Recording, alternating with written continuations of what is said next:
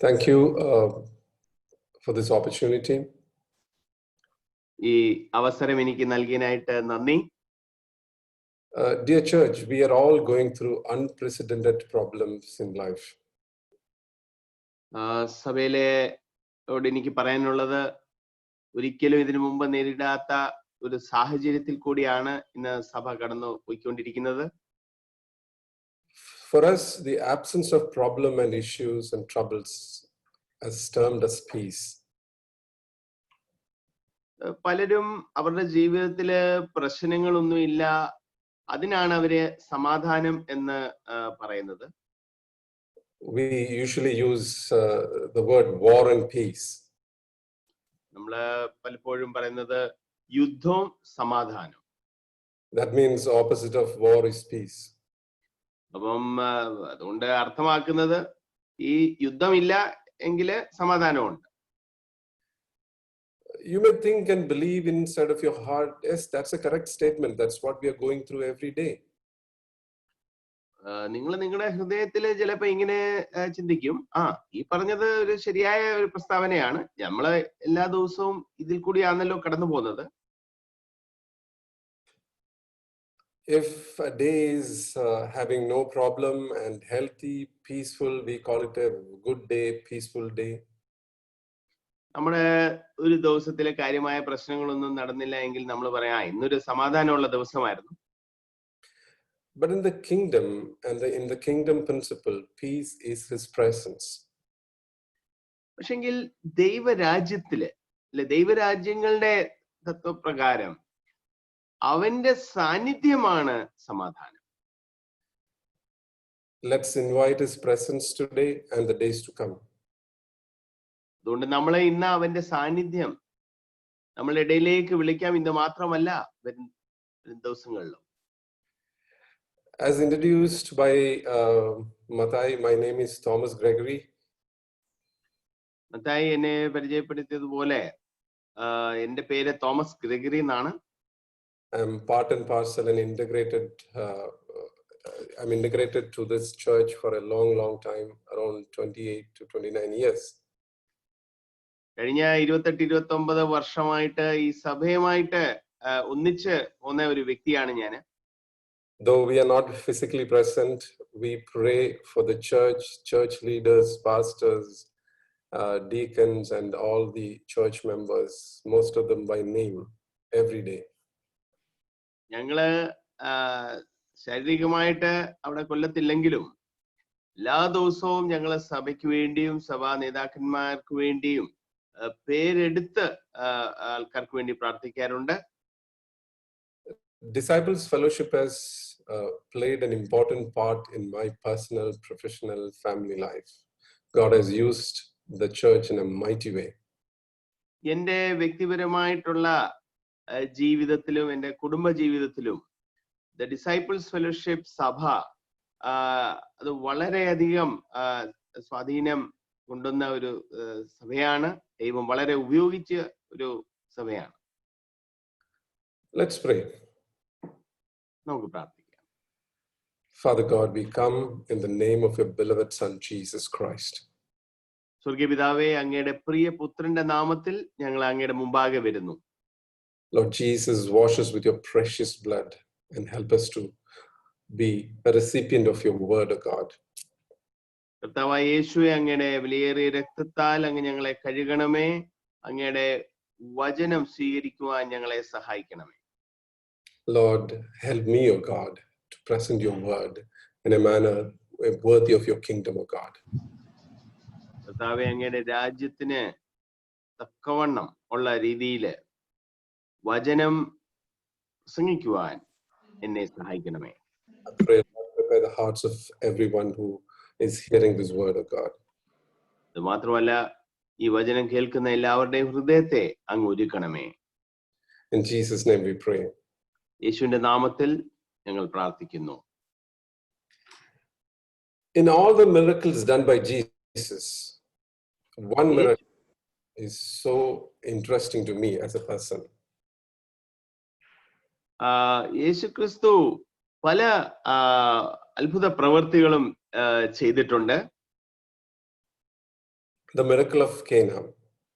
അതില് കനാവില് ചെയ്ത ആ ഒരു അത്ഭുത പ്രവൃത്തി എനിക്ക് പ്രത്യേകിച്ച് അതൊരു നല്ലതായിട്ട് എനിക്ക് അനുഭവപ്പെടുന്നു. Please read from John 2:5-9. യോഹന്നാൻ എഴുതിയ സുവിശേഷം 2-ാം അധ്യായം അതിന്റെ 5 മുതൽ 9 വരെ ഒന്ന് വായിച്ചാട്ട് ശ്രണിത.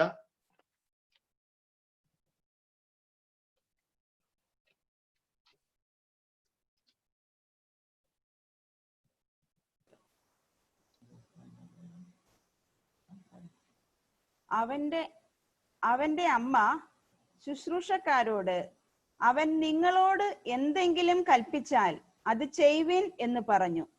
അവിടെ യഹൂദന്മാരുടെ ശുദ്ധീകരണ നിയമം അനുസരിച്ച് 2-3 പറ വീതം കൊള്ളുന്ന 6 കൽപാത്രം ഉണ്ടായിരുന്നു. യേശു അവരോട്, ഈ കൽപാത്രങ്ങളിൽ വെള്ളം നിറപ്പിൻ എന്ന് പറഞ്ഞു. അവർ വക്കോളവും നിറച്ചു. ഇപ്പോൾ കോരി വിരുന്നുവാഴിക്ക് കൊണ്ടുപോയി കൊടുപ്പിൻ എന്ന് അവൻ പറഞ്ഞു. അവർ കൊണ്ടുപോയി കൊടുത്തു. അത് എവിടെ നിന്ന് എന്ന് വെള്ളം കോരിയ ശുശ്രൂഷക്കാരല്ലാതെ വിരുന്നുവാഴി അറിഞ്ഞില്ല. വീഞ്ഞായി തീർന്ന വെള്ളം വിരുന്നുവാഴി രുചിച്ചു നോക്കിയാറെ മണവാളനെ വിളിച്ചു. എല്ലാവരും ആദ്യം നല്ല വീഞ്ഞും ലഹരി പിടിച്ച ശേഷം ഇളപ്പമായതും കൊടുക്കുമാറുണ്ട്. നീ നല്ല വീഞ്ഞ് ഇതുവരെ സൂക്ഷിച്ചു വച്ചുവല്ലോ എന്ന് അവനോട് പറഞ്ഞു. യേശു ഇതിനെ അടയാളങ്ങളുടെ ആരംഭമായി ഗലീലിയയിലെ കാനാവിൽ വെച്ച് ചെയ്തു തന്റെ മഹത്വം വെളിപ്പെടുത്തി. അവന്റെ ശിഷ്യന്മാർ അവനിൽ വിശ്വസിച്ചു. Thank you. I'm fascinated by the first miracle, but surely not because of wine. ഇവിടെ വീഞ്ഞിനെ കുറിച്ച് പറയുന്നതുകൊണ്ടല്ല എനിക്ക് അത്ഭുത പ്രവൃത്തിയോട് ഒരു പ്രത്യേക ഇഷ്ടം. I had an interesting conversation with people proving their dogmatic theology. ഈ ദൈവശാസ്ത്രം അവരെ അതില് സ്ട്രോങ് ആയിട്ട് വിശ്വസിക്കുന്ന ചില ആൾക്കാരോട് എനിക്ക് ഒരു രസകരമായിട്ടുള്ള ഒരു സംഭാഷണം എടുത്തിടെ ഉണ്ടായിരുന്നു. And they discuss about the benefit of wine and the reason to consume it regularly. അപ്പം ചില ആൾക്കാർ പറയുന്നു, അല്ല ഇത് വീഞ്ഞ് നല്ലതാ, കുറച്ച് ഇടയ്ക്ക് കുടിച്ചാൽ അത് നല്ലതാണെന്നൊക്കെ ചിലർ പറയുന്നു. No need to waste time in attempting that subject. ഞാൻ ആ വിഷയത്തിലല്ല ഇന്ന് സംസാരിച്ച് സമയം കളയാൻ പോകുന്നത്. I'm attracted to the miracle because it changes the substance in its entirety. ഈ ഒരു അത്ഭുത പ്രവൃത്തിയോട് എനിക്ക് ആകർഷണം എന്താണെന്ന് വെച്ചാല്, ഒരു സാധനത്തെ, ആ പദാർത്ഥത്തെ മൊത്തമായിട്ടും ദൈവം വ്യത്യാസപ്പെടുത്തും. Water into wine. വെള്ളത്തെ വീഞ്ഞാക്കും. He transformed an unformed universe in the way we see and experience it now. ഒരു രൂപം ഇല്ലാത്ത ഒരു അഖിലാണ്ടത്തെ ഇന്ന് നമ്മൾ കാണുന്ന രീതിയില് ദൈവം സൃഷ്ടിച്ച ഒരു ദൈവമാണ്. But this particular miracle is a miracle of celebration, success. എന്നാല് ഇന്ന് നമ്മള് കാണുന്ന ഈ ഒരു അത്ഭുത പ്രവൃത്തി അത് ഒരു ആഘോഷത്തിന്റെ അത്ഭുത പ്രവൃത്തിയാണ്, ഒരു വിജയത്തിന്റെ അത്ഭുത പ്രവൃത്തിയാണ്. Keeping the reputation of the bridegroom. അവിടെ ആ വരന്റെ ആൾക്കാരുടെ പേര് പോകാതെ അല്ലെ അവർക്ക് ദുഷ്പേര് വരാതെ ഇരിക്കാനായിട്ട് അവിടെ ഇടയായി. All good. I would like to place this miracle in a different context. ഇതൊക്കെ ഞാൻ ഇതുവരെ പറഞ്ഞ എല്ലാം ശരിയാണ്, പക്ഷെ ഞാന് ഈ ഒരു അത്ഭുത പ്രവൃത്തിയെ വേറെ ഒരു പശ്ചാത്തലത്തിൽ കാണാനായിട്ട് ആഗ്രഹിക്കുന്നു. Time being, let's take the role of the servants and we can ask these questions from the perspective of the servants. ഇപ്പം കുറച്ച് സമയത്തേക്ക് നമ്മള് ആ ഒരു സാഹചര്യത്തില് ശുശ്രൂഷക്കാര് അവരെ ഇതിനെ എങ്ങനെ കണ്ടു എന്ന് നമുക്ക് നോക്കാം.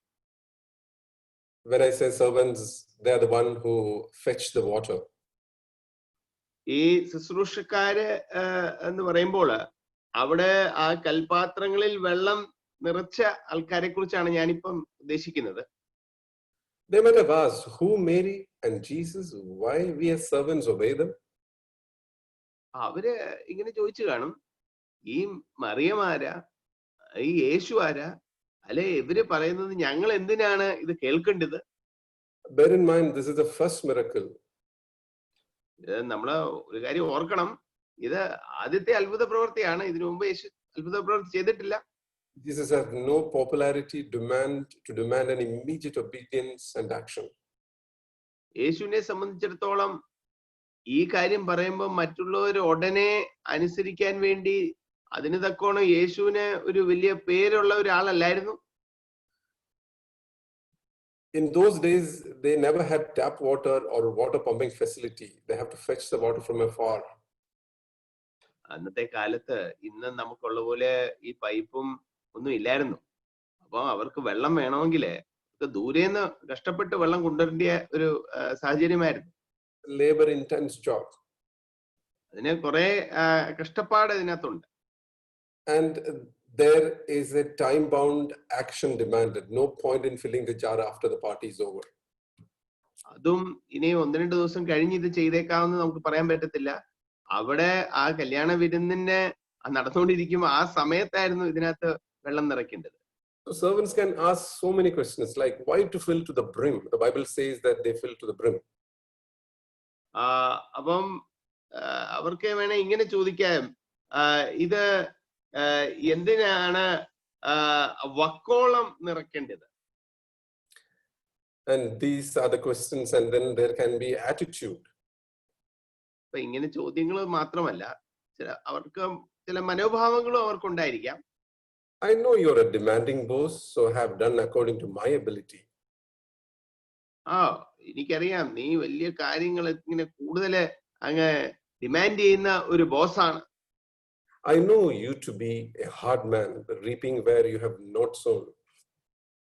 ഇങ്ങനെ വേണേ ചിന്തിക്കാം, എനിക്കറിയാം നീ ഒരു വലിയ കഠിന ഹൃദയമുള്ള ഒരു ബോസാണ്, വിതയ്ക്കാത്തടത്ത് നിന്ന് കൊയ്യുന്ന ഒരു യജമാനനാണ്. And gathering where you have not scattered the seed. നീ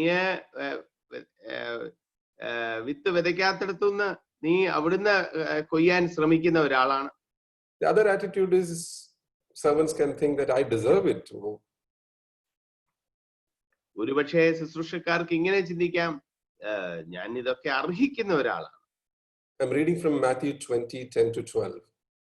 ഞാൻ മത്തായി എഴുതിയ സുവിശേഷം 20:1 മുതൽ 12 വരെ ആണ് വായിക്കുന്നത്. But each one of them also received a denarius. When they received it, they began to grumble against the landowner. So I hired last only 1 hour, they said, and you have made them equal to us, who have borne the burden of the work and the heat of the day. Anitha വായിക്കാമോ? സ്വർഗരാജ്യം തന്റെ മുന്തിരിത്തോട്ടത്തിൽ വേലക്കാരെ വിളിച്ചാക്കേണ്ടതിന് പുലർച്ചയ്ക്ക് പുറപ്പെട്ട വീട്ടുടയവനോട് സദൃശ്യം. വേലക്കാരോട് അവൻ ദിവസത്തേക്ക് ഓരോ വെള്ളിക്കാശ് പറഞ്ഞൊത്തിട്ട് അവരെ മുന്തിരിത്തോട്ടത്തിൽ അയച്ചു. 3-ാം മണി നേരത്തും പുറപ്പെട്ടു. മറ്റു ചിലർ ചന്തയിൽ മിനക്കെട്ട് നിൽക്കുന്നത് കണ്ടു. നിങ്ങളും മുന്തിരിത്തോട്ടത്തിൽ പോകുവിൻ, ന്യായമായത് തരാം എന്ന് അവരോട് പറഞ്ഞു. അവർ പോയി. അവൻ 6-ാം മണി നേരത്തും 9-ാം മണി നേരത്തും ചെന്ന് അങ്ങനെ തന്നെ ചെയ്തു. 11-ാം മണി നേരത്തും ചെന്നു. മറ്റു ചിലർ നിൽക്കുന്നത് കണ്ടിട്ട്, നിങ്ങൾ ഇവിടെ പകൽ മുഴുവൻ മിനക്കെട്ട് നിൽക്കുന്നത് എന്ത് എന്ന് ചോദിച്ചു. ഞങ്ങളെ ആരും കൂലിക്ക് വിളിക്കായിക കൊണ്ട് അത്രേ എന്ന് അവർ പറഞ്ഞപ്പോൾ, നിങ്ങളും മുന്തിരിത്തോട്ടത്തിലേക്ക് ചെല്ലുവിൻ എന്ന് അവരോട് പറഞ്ഞു. സന്ധ്യയായപ്പോൾ മുന്തിരിത്തോട്ടത്തിന്റെ ഉടയവൻ തന്റെ വിചാരകനോട് വേലക്കാരെ വിളിച്ച് പിൻപന്മാർ തുടങ്ങി മുൻപന്മാർ വരെ അവർക്ക് കൂലി കൊടുക്ക എന്ന് പറഞ്ഞു. അങ്ങനെ 11-ാം മണി നേരത്ത് വന്നവർ ചെന്ന് ഓരോ വെള്ളിക്കാശ് വാങ്ങി. മുൻപന്മാർ വന്നപ്പോൾ തങ്ങൾക്ക് അധികം കിട്ടും എന്ന് നിരൂപിച്ചു. അവർക്കും ഓരോ വെള്ളിക്കാശ് കിട്ടി. അത് വാങ്ങിയിട്ട് അവർ വീട്ടുടയവന്റെ നേരെ പിറുപിറുത്തു. ഈ പിൻപന്മാർ 1 മണി നേരം മാത്രം വേല ചെയ്തിട്ടും നീ അവരെ പകലത്തെ ഭാരവും വെയിലും സഹിച്ച ഞങ്ങളോട് സമമാക്കിയല്ലോ എന്ന് പറഞ്ഞു. അവരിൽ ഒരുത്തനോട് അവൻ ഉത്തരം പറഞ്ഞത്, സ്നേഹിത, ഞാൻ നിന്നോട് അന്യായം ചെയ്യുന്നില്ല. നീ എന്നോട് ഒരു പണം പറഞ്ഞൊത്തില്ലയോ? The other kind of attitude that we display, that I was busy, I was sick, I'm not able. വേറെ ഒരു മനോഭാവം നമുക്ക് വരാവുന്നത്, ഞാന് ഒത്തിരി തിരക്കുള്ളനായിരുന്നു, എനിക്ക് അസുഖമായിരുന്നു, എനിക്ക് പറ്റത്തില്ലായിരുന്നു. If you want to get a list of excuses, we can get from the parable of banquet. നമുക്ക് അഥവാ ഇങ്ങനെ ഒഴിവ് കഴിവുകളുടെ ഒരു പട്ടിക വേണമെങ്കിൽ ഈ വിരുന്നിന്റെ ദൃഷ്ടാന്തം ഉപമ അത് വായിക്കുമ്പോൾ നമുക്ക് കിട്ടും. I've just bought a field and I must go and see it. Please excuse me.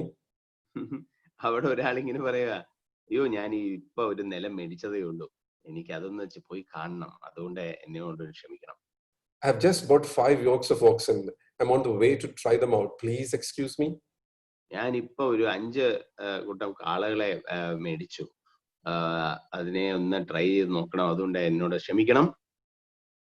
I just got married, so I can't come.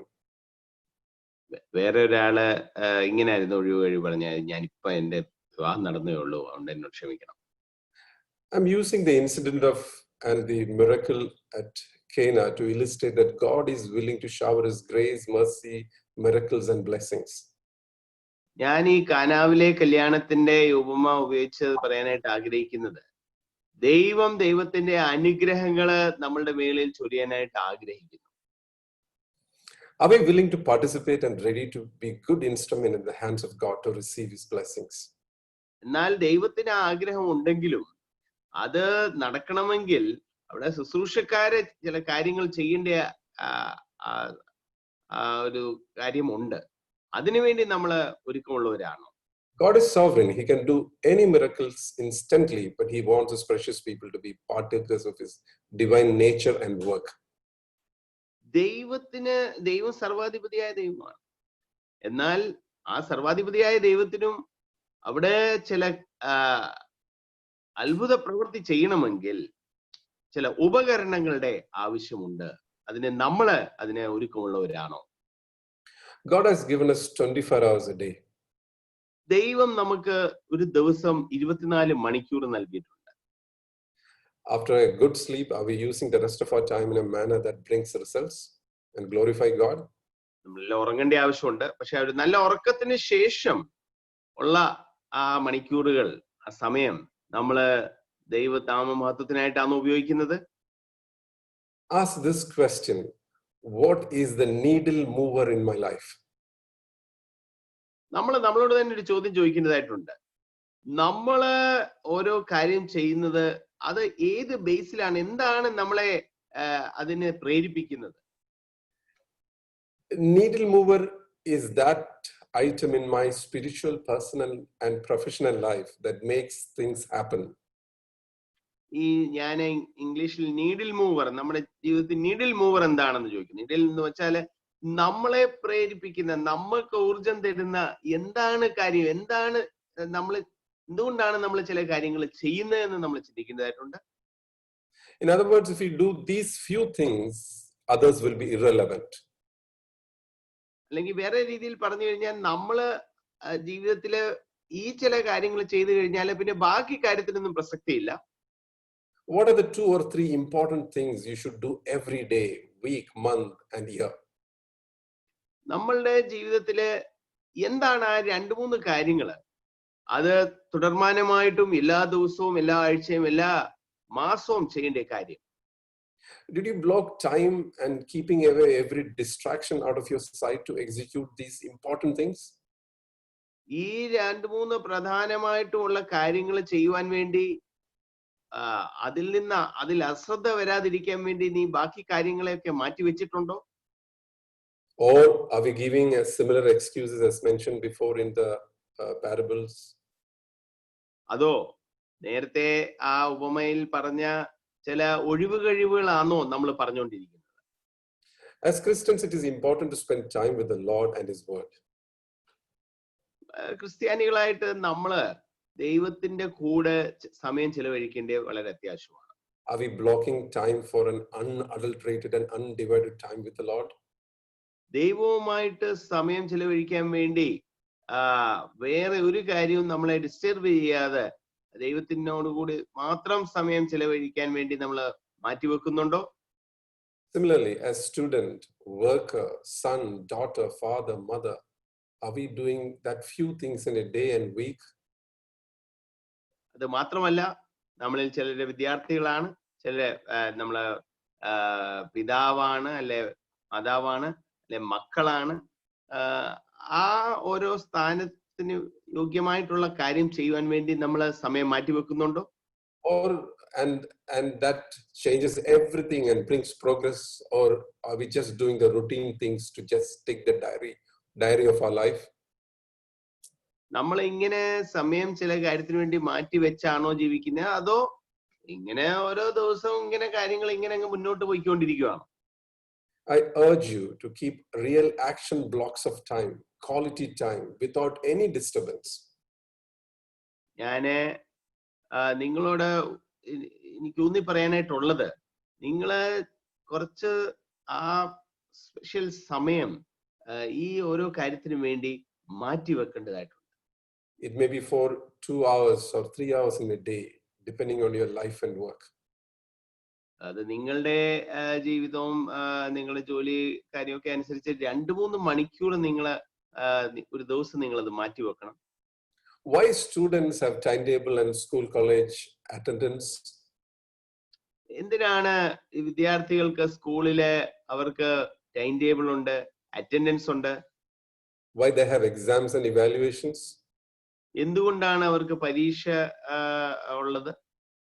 We believe we are mature and we are able to use our time well. പക്ഷെങ്കില് അവർക്ക് അതൊക്കെ ഉണ്ടെങ്കിലും നമ്മൾ വിചാരിക്കുന്നത്, നമ്മള് mature ആണ്, നമുക്ക് വ്യക്തതയുള്ളവരാണ്, നമുക്കറിയാം എങ്ങനെ സമയം ചെലവഴിക്കണമെന്ന്. We think we don't need evaluations. നമ്മള് ചിന്തിക്കാറുണ്ടോ, നമ്മള് മുതിർന്നവരാണ്, നമുക്ക് ഇങ്ങനെ പരീക്ഷകളോ അല്ലെ നമ്മളെ എവിടെ എത്തി എന്ന് മനസ്സിലാക്കാൻ രീതിയിലുള്ള പരീക്ഷകളൊന്നും വേണ്ട. You might have seen athletes and bodybuilders check their body weight every day. നിങ്ങള് ഈ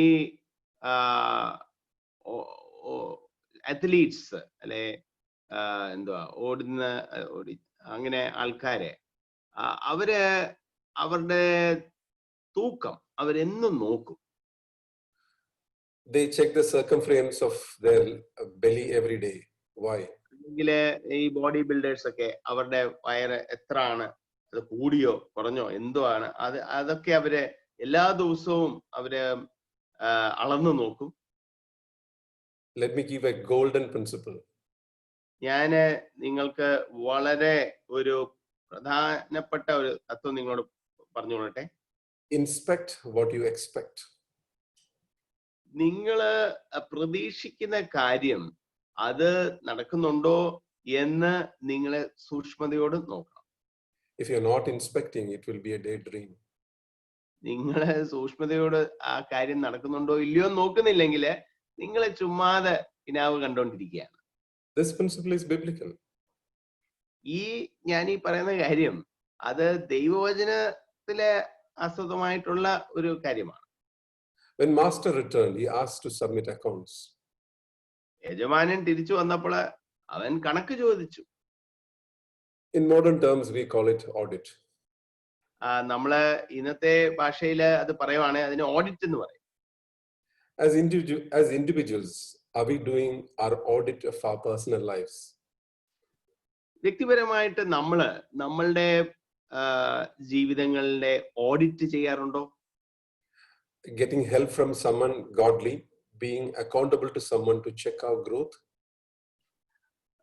നമ്മൾ മാത്രം നോക്കുന്നതിനെ പറ്റി അല്ല, നമ്മള് വേറെ ഒരു പക്വതയുള്ള ഒരാള്, ഒരു മെന്റർ, അങ്ങനത്തെ ആള് നമ്മുടെ ജീവിതത്തെ നോക്കി നമ്മള് എങ്ങനെയാണ് മുന്നോട്ട് പോകുന്നതെന്ന് അവര് കാണാറുണ്ടോ? I may suggest that include all aspects of your life, not only spiritual but all aspects of our life. അപ്പൊ ഞാൻ ഈ പറഞ്ഞു വരുന്നത് ആത്മീയ കാര്യങ്ങളെ കുറിച്ച് നോക്കണമെന്ന് മാത്രമല്ല, നമ്മുടെ ജീവിതത്തിലെ എല്ലാ കാര്യങ്ങളും നമ്മൾ നോക്കുന്നത് നല്ലതാണ്. We have wonderful pastors, deacons, and brothers. Use them. സഭയിലെ വളരെ നല്ല പാസ്റ്റർമാരും ഡീക്കൺസും സഹോദരന്മാരും ഒക്കെ ഉണ്ട്. നമ്മളെ ഉപയോഗിക്കണം. The opportunity given by the church is excellent. സഭയിലെ നമുക്ക് കിട്ടുന്ന അവസരങ്ങൾ അത് വളരെ മികവുള്ളതാണ്. We can use our family, our children, our spouses, our dear brothers, but make sure to evaluate and make changes. നമ്മളിനിയും ഇപ്പം നമ്മുടെ കുടുംബത്തിലുള്ളവരെയും നമുക്ക് ഇതിനു വേണ്ടി ഉപയോഗിക്കാം. പക്ഷെ എന്തൊക്കെയായാലും നമ്മുടെ ജീവിതത്തെ ഒന്ന് വിശകലനം ചെയ്യേണ്ട വളരെ ആവശ്യമുണ്ട്. അതിനെ തിരിഞ്ഞു നോക്കി അതിനെ അളക്കേണ്ട ഒരു ആവശ്യമുണ്ട്. Bear in mind, one day we have to give account to the Lord. ഒരു കാര്യം ഒന്ന് ഓർക്കണം, ഒരു ദിവസം നമുക്ക് ദൈവത്തിന് മുമ്പാകെ കണക്ക് കൊടുക്കേണ്ടതായിട്ടുണ്ട്. Now, as it is early morning, let me narrate a good story. ഇത് രാവിലത്തെ സമയമാണ്. ഞാനൊരു നല്ല കഥ നിങ്ങളോടൊന്ന് പറഞ്ഞുകൊള്ളട്ടെ. This story is from John Maxwell, a Christian author and coach. ഞാൻ ഇപ്പൊ ഈ പറയാൻ പോകുന്ന കഥ അത് ജോൺ മാക്സ്വെൽ, ഒരു ക്രിസ്തീയ എഴുത്തുകാരനാണ്. അദ്ദേഹം ഒരു life കോച്ചാണ്. There was a timber factory and factory management has appointed a new woodcutter. ഒരു തടിയുടെ ഫാക്ടറി ഉണ്ടായിരുന്നു. അവിടെ ഒരു തടിയിൽ പണി ചെയ്യുന്ന ഒരാളിനെ അവരെ നിയമിച്ചു. In fact, company has given no salary increments for last few years. കഴിഞ്ഞ കുറച്ച് വർഷങ്ങളായിട്ട് കമ്പനി ആ വ്യക്തിക്ക് ഒരു ശമ്പളം കൂട്ടിക്കൊടുത്തു ഇല്ലായിരുന്നു. However, management has decided to increase the salary of the new recruit. അപ്പൊ ഈ ഇത്രയും നാളായിട്ട് അവിടെ ജോലി ചെയ്തിട്ട് ശമ്പളം ഒന്നും കൂട്ടിക്കൊടുത്തില്ല. പക്ഷെ പുതിയ ഒരാള് വന്നപ്പോ അവർക്ക് കൂടുതൽ ശമ്പളം കൊടുത്തു. Another employee who worked there for around 5 years got really upset. അപ്പം അവിടെ 5 വർഷമായിട്ട് ജോലി ചെയ്തുകൊണ്ടിരുന്ന ആളിന് ഒത്തിരി ദേഷ്യം വന്നു. He started grumbling in his heart against the management. ആള് അവിടുത്തെ ആ മാനേജ്മെന്റിനെതിരെ ഇങ്ങനെ അതും ഇതുമൊക്കെ ഇങ്ങനെ പറയാൻ തുടങ്ങി. Again, the management has increased the salary of the new employee after 1 year. അപ്പൊ ഇങ്ങനെ ഓൾറെഡി ദേഷ്യപ്പെട്ടിരിക്കുകയായിരുന്നു. പക്ഷെ പിന്നെ നോക്കിയപ്പോൾ അടുത്ത വർഷമായപ്പോഴും ഈ പുതിയ ജോയിൻ ചെയ്ത ആളിന്റെ ശമ്പളം പിന്നെയും കൂട്ടിക്കൊടുത്തു. This enraged the old employee. അപ്പൊ അത് അറിഞ്ഞപ്പോഴത്തേക്ക് ഈ പഴയ എംപ്ലോയി അദ്ദേഹത്തിന് ഇച്ചിരൂടെ ദേഷ്യം വന്നു. He decided to resign from his job. അപ്പൊ അദ്ദേഹം പറഞ്ഞു, ഞാൻ എന്റെ ജോലിയിൽ നിന്ന് രാജിവെക്കാൻ പോകും. Cursing the management for their biased attitude. അവിടുത്തെ മാനേജ്മെന്റ് അവര് ശരിയല്ല എന്ന് പറഞ്ഞ് അവരെ ശപിച്ചുകൊണ്ട് അദ്ദേഹം അവിടുന്ന് ഇറങ്ങാനായിട്ടിടയായി.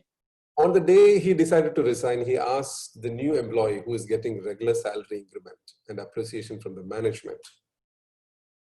അപ്പം ഏതായാലും രാജിവെക്കാൻ തീരുമാനിച്ചു. പക്ഷെ രാജിവെക്കാൻ തീരുമാനിച്ച രാജിവെച്ച് പോന്ന ആ ദിവസം ഈ പഴയ എംപ്ലോയി അദ്ദേഹം ആ പുതിയ ജീവനക്കാരനോട് കാര്യം ചോദിക്കാൻ തീരുമാനിച്ചു. He asked him, "My friend, what you really do to get regular salary increment and appreciation from the management?" അപ്പൊ അദ്ദേഹം ഈ പുതിയ ജീവനക്കാരനോട് ചോദിച്ചു, ഇപ്പോഴത്തെ മാനേജ്മെന്റ് നിങ്ങളോട് വളരെ സന്തോഷിച്ചിരിക്കുകയാണ്, നിങ്ങൾക്ക് ഇൻക്രിമെന്റ് തരുന്നു, ശമ്പളം കൂട്ടി തരുന്നു, അതിനുവേണ്ടി നിങ്ങൾ എന്താണ് ഈ ചെയ്യുന്നത്? The other person said in a very casual manner that I take every 1 hour 10 minutes break. പുതിയ ജീവനക്കാരൻ അദ്ദേഹം പറഞ്ഞെന്ന് വെച്ചാൽ ഓരോ മണിക്കൂർ കഴിയുമ്പോൾ ഞാൻ 10 മിനിറ്റ് ബ്രേക്ക് എടുക്കും. But when I take 10 minutes break, in that 10 minutes I chisel my axe. 10 minute break എടുക്കുമ്പോൾ ആ സമയത്ത് ഞാൻ എൻ്റെ ആ മഴുവിന്റെ അത് ഞാൻ ഇച്ചിരൂടെ അതിന്റെ മൂർച്ച കൂട്ടും. Because of this, I am able to fell more trees and naturally I am getting more salary.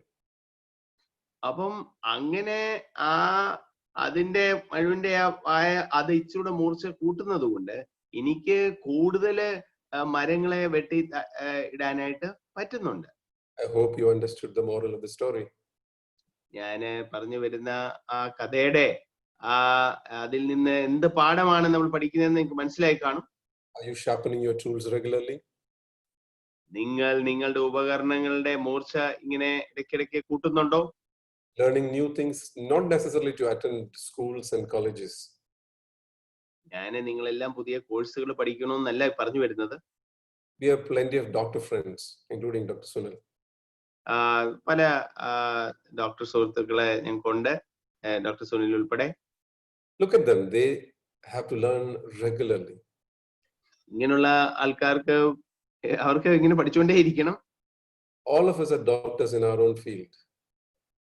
പക്ഷെങ്കില് ബാക്കിയുള്ള ആൾക്കാരും ഒരു കണക്കിന് അവരവരുടെ ആ മേഖലയില് അവര് ഡോക്ടർമാരാണ്. It may be a little work at home, family, finance. ഒരുപക്ഷെ നിങ്ങളെ വീട്ടില് ജോലി ചെയ്യുന്ന ആൾക്കാരായിരിക്കും ഭവനത്തില്, അല്ലെങ്കിൽ നിങ്ങളുടെ സാമ്പത്തിക മേഖലയിൽ ജോലി ചെയ്യുന്നവരായിരിക്കും.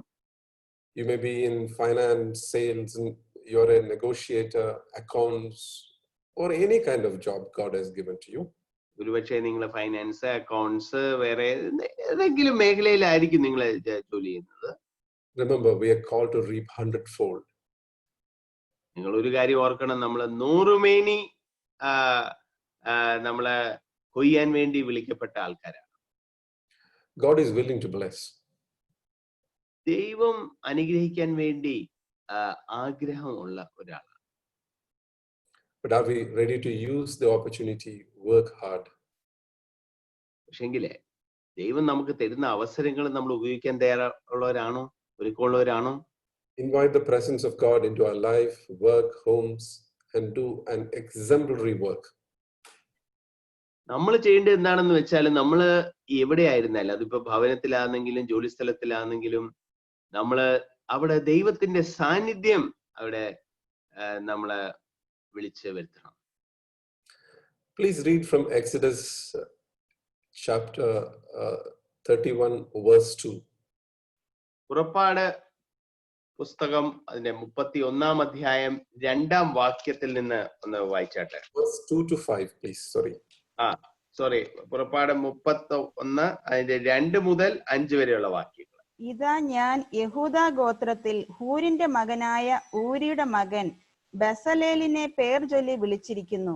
അവൻ കൗശലപ്പണികളെ സങ്കൽപ്പിച്ച് ചെയ്യുവാനും പൊന്ന്, വെള്ളി, താമ്രം എന്നിവ കൊണ്ട് പണി ചെയ്യുവാനും രത്നം വെട്ടി പതിപ്പാനും മരത്തിൽ കൊത്തുപണി ചെയ്യുവാനും സകലവിധമായ പണിത്തരം ഉണ്ടാക്കുവാനും ഞാൻ അവനെ ദിവ്യാത്മാവിനാൽ ജ്ഞാനവും ബുദ്ധിയും അറിവും സകലവിധ സാമർഥ്യവും കൊണ്ട് നിറച്ചിരിക്കുന്നു. See, the Spirit of the true living God has come into this person and helped him to be an exemplary worker, a craftsman.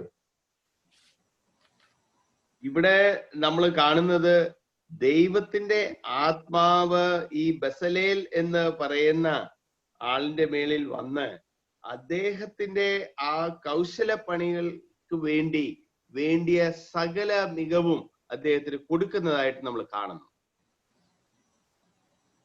The same Holy Spirit is available to bless us, to make us excellent workers. അന്ന് ആ ബസലേലിന്റെ മേളിൽ വന്ന പരിശുദ്ധാത്മാവ് നമ്മളുടെ മേളിലും വരാൻ മതിയായവനാണ്. Don't you think that as Christians we need to shine and to be much better than others? വിശ്വാസികളായിട്ടുള്ള നമ്മള് മറ്റുള്ളവരെക്കാട്ടിലും ഒക്കെ ഒത്തിരി നല്ല രീതിയില് പ്രവർത്തിക്കേണ്ട ആൾക്കാരല്ലേ? I'm concluding with one other important point that I experienced in my day-to-day life. എന്റെ ദൈനംദിന ജീവിതത്തില് എനിക്ക് അനുഭവപ്പെട്ട ഒരു കാര്യം കൂടെ പറഞ്ഞുകൊണ്ട് ഞാൻ അവസാനിപ്പിക്കാനായിട്ട് ആഗ്രഹിക്കുന്നു. I'm in a world-renowned business network group. ലോകത്തിൽ അറിയപ്പെടുന്ന ഒരു ബിസിനസ് ഗ്രൂപ്പിന്റെ ഭാഗമാണ് ഞാൻ. In that, their philosophy is give us gain. അവരുടെ തത്വചിന്ത എന്ന് വെച്ചാല് ഞങ്ങൾക്ക് നിങ്ങളെ എന്തുവാ profit Give us gain. Whoever gives, they get gain. That's what they think. ലാഭം. ഞങ്ങൾക്ക് നിങ്ങൾ എങ്ങനെയെങ്കിലും ലാഭം ഉണ്ടാക്കിത്താം. So let me explain that we are evaluated not based on how much we received. We are evaluated based on how much we give. അപ്പം ഞങ്ങള് അവിടെ ജോലി ചെയ്യുന്ന ഞങ്ങൾക്ക് അവര് നോക്കുന്നത് ഞങ്ങൾക്ക് എത്ര ലഭിച്ചു എന്നുള്ള ബേസിലല്ല, ഞങ്ങള് അവർക്ക് തിരികെ എത്ര കൊടുക്കുന്നു എന്നാണ് അവര് നോക്കുന്നത്. As Christians, we must understand this is a basic Christian principle. We have been asked to give. ക്രിസ്ത്യാനികളായിട്ടുള്ള നമ്മള് മനസ്സിലാക്കേണ്ടത് നമ്മള് കൊടുക്കുവാൻ വേണ്ടി വിളിക്കപ്പെട്ടവരാണ്. And I'm sure that we are giving to the church, but there are so many areas to give. നമ്മള് സഭയിലേക്ക് കൊടുക്കുന്നുണ്ടായിരിക്കും എന്ന് ഞാൻ കരുതുന്നു. പക്ഷെ നമ്മള് കൊടുക്കേണ്ട പല മേഖലകളുണ്ട്. Our time, energy, നമ്മുടെ സമയം, നമ്മളുടെ ശക്തി, our availability, നമ്മളെ കാര്യങ്ങളെ ചെയ്യുവാൻ വേണ്ടി നമ്മളെ ഫ്രീ ആയിട്ട് നമ്മളെ തന്നെ കൊടുക്കുന്ന ഒരു കാര്യം. We can coach and counsel others who are in need. ആവശ്യത്തിലിരിക്കുന്ന ആൾക്കാരെ നമ്മള് സഹായിക്കാം, നമുക്ക് അവരെ ഉപദേശിച്ചു കൊടുക്കാം. Support with our contacts and recommendation. നമുക്ക് ഉള്ള കോണ്ടാക്ട്സ് വെച്ച് നമ്മൾക്ക് പലരെ സഹായിക്കാം. Visit people, care the needy. നമുക്ക് ആൾക്കാരെ സന്ദർശിക്കാം, ആവശ്യത്തിലുള്ളവരെ നമ്മൾക്ക് കരുതാം. So much we can do by giving our brethren. കാര്യങ്ങൾ വേണമെങ്കിൽ ചെയ്യാൻ സാധിക്കും. And I am closing this message here.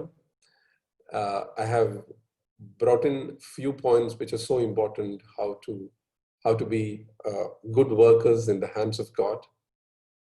ദൈവത്തിന്റെ കയ്യിൽ എങ്ങനെ നല്ല ജോലിക്കാരായി തീരണം എന്നുള്ളതിനെ കുറിച്ച് കുറച്ച് പോയിന്റുകളാണ് ഞാൻ ഇതുവരെ നിങ്ങളോട് പറഞ്ഞത്. How to use our time very well. നമ്മൾക്ക് ലഭിച്ചിരിക്കുന്ന സമയം എങ്ങനെ നമുക്ക് നല്ലതായിട്ട് ഉപയോഗിക്കാം. Not just to do routine works, but do something every day that give progress in your life. നമ്മളെ കഴിഞ്ഞ ദിവസങ്ങളിൽ ചെയ്യുന്നത് പോലെ തന്നെ ഒരേ രീതിയിൽ അങ്ങ് മുന്നോട്ട് പോകുന്ന ആ കാര്യമല്ല. ഇതിനു മുമ്പ് ചെയ്തതിൽ നിന്ന് ഇച്ചൂടെ മികവ് അല്ലെ ഇച്ചൂടെ നല്ല രീതിയിൽ നമ്മളെ ചില കാര്യങ്ങളെ ചെയ്യുന്ന ആൾക്കാരായി തീരണം. We need to be accountable to someone. നമ്മൾ ആർക്കെങ്കിലും കണക്ക് ബോധിപ്പിക്കുന്ന രീതിയിലുള്ള ഒരു ബന്ധം നമുക്ക് ആരോടെങ്കിലും വേണം. Take help from others. മറ്റുള്ളവരിൽ നിന്ന് നമ്മളെ സഹായം തേടണം. Evaluate ourselves. നമ്മളെ തന്നെ വിശകലനം ചെയ്യുന്ന ആൾക്കാരായിരിക്കണം. And be people of giving. അത് മാത്രമല്ല നമ്മളെ കൊടുക്കുന്ന ആൾക്കാരായി തീരണം. Thanks for your valuable time. നിങ്ങളുടെ വിലപ്പെട്ട സമയത്തിനായിട്ട് നന്ദി. And my sincere thanks to Pastor Vinod and all the elders of the church for giving me this opportunity. May God bless you abundantly. Pastor വിനോദിനോടും സഭയുടെ മൂപ്പന്മാരോടും എനിക്ക് ഈ അവസരം നൽകിയതിനായിട്ട് എൻ്റെ നന്ദി. Thank you, Sunil.